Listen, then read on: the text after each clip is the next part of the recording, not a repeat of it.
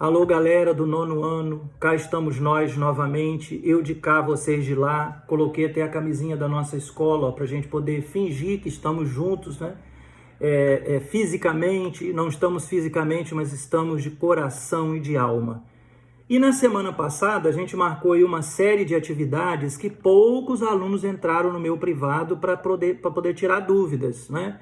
Eu espero que vocês não tenham dúvida. Agora, se tiver, é preciso entrar no privado para nós tirarmos dúvidas. Hoje, quinta-feira, eu vou estar no privado, no horário de nossas aulas também. E amanhã, sexta-feira, eu vou estar também no horário das nossas aulas, à disposição para que vocês possam tirar qualquer dúvida. A gente está aqui corrigindo as atividades da semana passada, mas às vezes a gente dá uma resposta que o aluno não concorda ou não conseguiu entender o porquê daquela resposta. Então é interessante que a gente tire dúvidas. Nós vamos começar respondendo aí, tem nada de ser bem rapidinho, a pergunta da página 87. São muitas questões, né, gente? Esse conteúdo ele é bem extenso. Eu preciso passar algumas coisas para vocês hoje também. Lembrando que na semana que vem a gente vai fazer o nosso complemento. O complemento do TAIS vale o que nós havíamos deixado marcado em sala de aula, que é da página 4 até a página 24. Vocês têm isso daí marcado na agenda de vocês. Eu vou estar enviando semana que vem, né? E aí a gente vai conversar mais para perto como que vai ser isso daí. Vocês estudem essas páginas, tá bom? E aí a gente vai fazer o complemento na semana que vem. Vou ver como que a gente vai fazer. Bom, a questão número 11 da página 87 é para nós analisarmos a charge e fazer aí a questão de letra A. É mais importante a letra A. Definir o que foi o encilhamento. O encilhamento foi uma crise econômica gerada pela emissão de dinheiro com o objetivo de financiar a iniciativa privada industrial.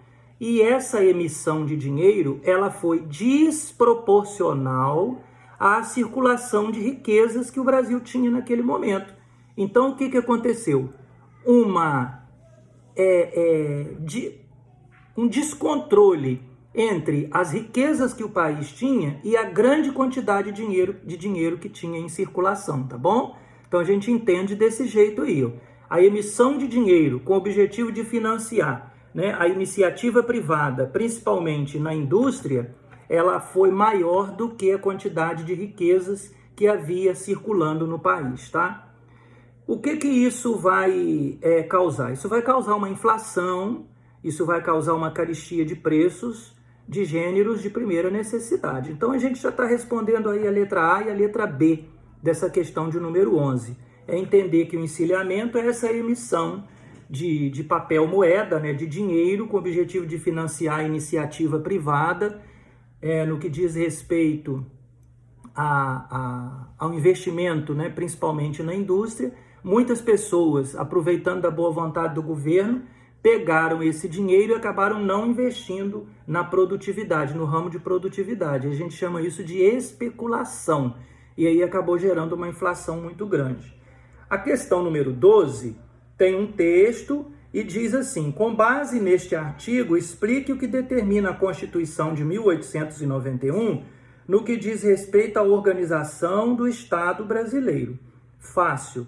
Só vocês colocarem para mim aí que é o federalismo, né? A Constituição no que diz respeito à organização do Estado é o federalismo. Federalismo significa o quê? Que existe uma federação, mas que os estados eles têm certa autonomia política. Tá? Política e econômica, claro. Questão número 13 pede que vocês expliquem a relação entre os estados e o governo federal, segundo a Constituição de 1891. O que nós vamos perceber? A mesma coisa da questão de número 12. Ocorre o quê? O que a gente responde na 13? Uma descentralização política, né? Vocês podem colocar, em relação ao poder federal. Então, a gente tem aí essa descentralização política em relação ao poder federal. A número 14, no que diz respeito ao direito de voto, o governo republicano modificou alguns critérios. Modificou mesmo. Primeiro, acabou com a ideia de voto censitário. O voto censitário que existia no tempo de Dom Pedro II, no tempo do Império, é que você só poderia votar ou ser votado, né, participar da política, se você comprovasse uma determinada renda. Isso acaba. Em compensação, o que vai ser excludente nessa nova república em relação ao direito de voto? Só os alfabetizados podem votar. Homens maiores de 18 anos e alfabetizados. Então você vai ter uma exclusão social muito grande. A maioria dos brasileiros naquela época eram analfabetos. Nós acabamos trocando 6 por meia dúzia. A questão número 15 tem um texto grande aí também, certamente todos leram, né? E a pergunta é: cite o que a Constituição de 1891 determinava quanto à participação das mulheres e dos alfabetos na eleição. Bom, o analfabeto, né, no caso, o analfabeto, ele está vetado do direito de voto, ele não pode. As mulheres, ela não é nem citada na Constituição, então significa que ela é ignorada, como se ela não existisse, tá? Eles dizem quem pode votar e quem não pode. Homens, quais são os homens que podem, quais são os homens que não podem. A mulher nem é citada na Constituição, então ela é ignorada. E na letra B, faça uma crítica a essa questão. Machismo. A letra B, da número 15, nós vivíamos, pode colocar assim, né? Nós vivíamos naquela época uma sociedade patriarcal e machista. Não sentiam nem sequer necessidade de citar o papel da mulher. Nem que ela não podia, é vedada a participação política da mulher. Não, nem isso. Ela não era nem citada. Questão de número 16, em relação ao direito à cidadania, a Constituição de 1891 determinou algumas mudanças. Cite 2 direitos assegurados ao cidadão pela Constituição de 1891. Bom, direito de expressão, direito de propriedade, a gente pode colocar, direito de reunião, direito de expressão, direito de propriedade. Você tem direito de comprar uma propriedade sua, você tem direito de ficar rico se você, né, tiver a sorte, for bem sucedido. Habeas corpus, né, que é aquele documento antigo dos romanos ainda, em que algumas sociedades liberais entendem que ele é muito importante, que é realmente você não ficar preso se não existe provas contundentes contra você, tá bom? A número 17, a relação entre a igreja e o Estado foi alterada no governo provisório republicano. Explique esta alteração.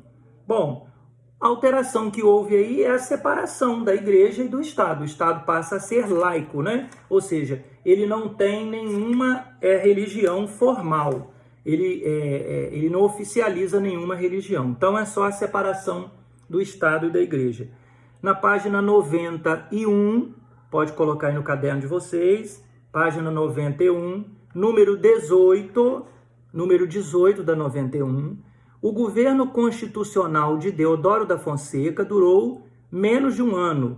Ele foi interrompido pela renúncia do presidente em meio a uma crise política, que foi a revolta da Armada, né, gente? E em meio a uma crise econômica, que foi a crise do encilhamento, aquela política que a gente já viu ali atrás, de fabricação de dinheiro sem lastro ouro. Explique um fator que justifica a saída do primeiro presidente republicano do governo. O seu extremo autoritarismo, né? Que a gente vai ver que ele inclusive fecha o Congresso Nacional, decreta estado de sítio, e a crise econômica gerada aí pelo encilhamento. São 2 coisas muito interessantes aí. O seu autoritarismo, porque ele fecha o Congresso Nacional, decreta o estado de sítio, e a crise gerada aí também pelo encilhamento.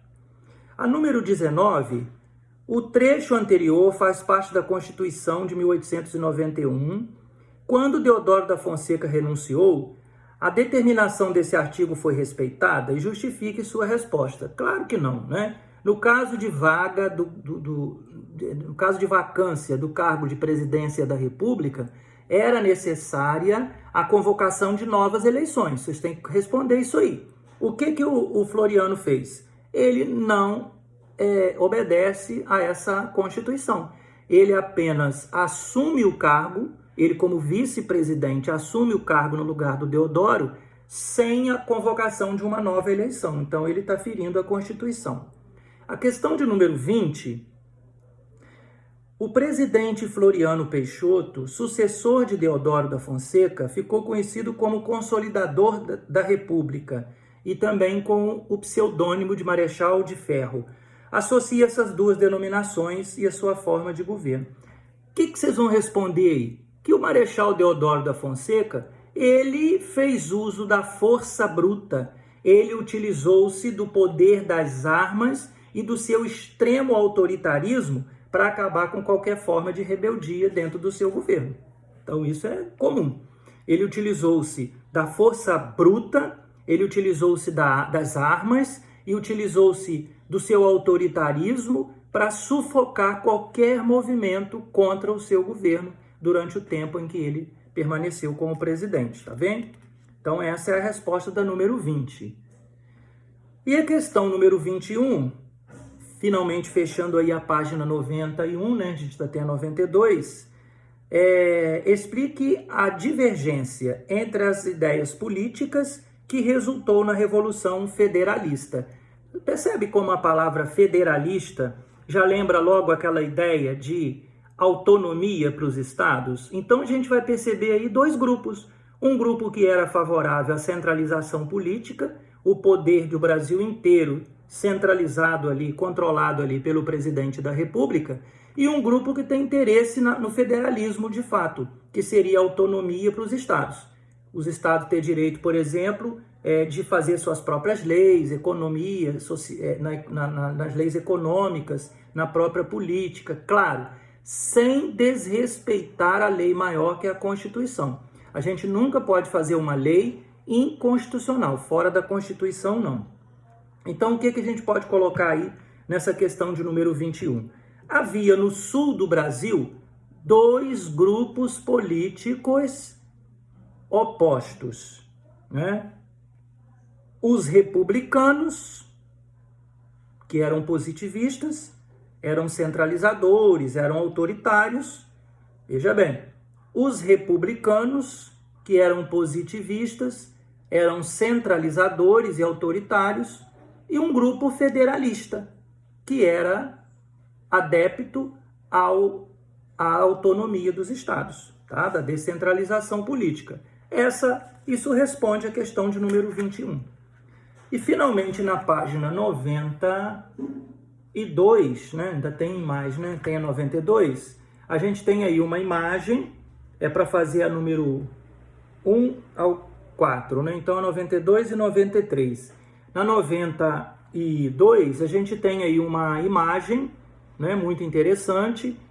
Analise a imagem. A imagem produzida no final do século XIX representa a ideia de união entre República Francesa e República Brasileira.